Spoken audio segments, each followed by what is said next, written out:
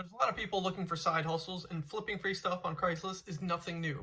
A lot of people are immediately discouraged because they don't have a vehicle. But in today's day and time, we can rent out trucks from department stores like Home Depot for like 20 bucks an hour or 20 bucks for 3 hours, something along those lines. We also have public transport, which includes bus tickets that'll get you where you need to go for like $1.25. It is important to note that you have to be a lot more careful and planning with your time when you don't have a vehicle trying to do something like this. Just because you have to account for 5 things. You have to do your research on the item, make sure it sells. You have to work on your people skills to negotiate and have the person giving away the item hold it for you. And when you sell it to someone else, you can offer a free service like delivery. Transport, of course, is one of people's biggest worry, but you don't need a whole vehicle. You just need a pickup truck to pick up larger items like couches in order to flip them. Number 4 is where the actual work comes in terms of restoring, taking better photos, and kind of cleaning up the item, whatever it is. When I was trying this out, the 5th one, I ran into a lot of issues, was timing. Okay, when people post something, you're not the only person looking at it or going for it. You have to remember that timing is crucial, and that is why it's important that you message the person with the item first or get there first. On Craigslist, I found a 10. And I messaged the person through email. And 5 minutes later, after they messaged me and told me that someone had already picked it up. I was like, what happened? You just answered my email. But what I noticed is that when you're sending the email out, you want to make sure that you immediately ask for the address and a time to pick it up. Because I made the mistake of asking, is this still available?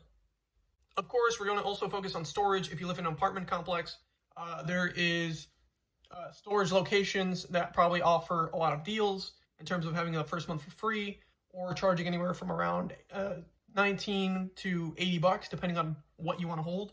Because personally, I know I wouldn't like having a lot of this random stuff coming towards my house, especially if I live in an apartment complex or I live up on like the 4th, 5th floor, because there's just way too much going on. And you can have your base of operations at the actual storage unit.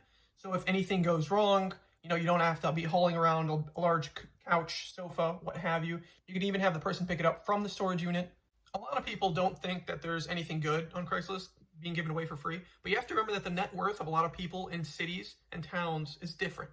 And a lot of people don't want to bother with selling something when it's not worth their time anymore. So they just give it away for free or leave it out on the curb. This is where the saying, one man's trash is another man's treasure, really comes into play. But while I was out flipping, there was just so much to learn and understand in terms of competition is fierce and doing your research is important. Knowing what you can and cannot restore is also key. A lot of people like to stick around couches because that's kind of a safe bet. But there's a lot of couches that are damaged and it's not something that's actually stable. Where you resell this stuff is mainly centered towards Craigslist itself, Facebook Marketplace, or eBay if you're looking at collectibles. But I would also argue that you want to stick to people that are moving in or out of an area. Just because I know college students from personal experience have to sell a lot of their stuff or have to buy new stuff temporarily. You also want to look for individuals moving out of state or moving into the state that are just looking for something to store up their apartments and furnish just whatever. Just a quick recap: timing, storage, transportation, research, people skills are all key to getting that sale. Hopefully in one of these upcoming videos, I will be able to record me actually flipping something on Craigslist. If you guys would like to see that, make sure you guys smash that like button. We'll catch you in the next video.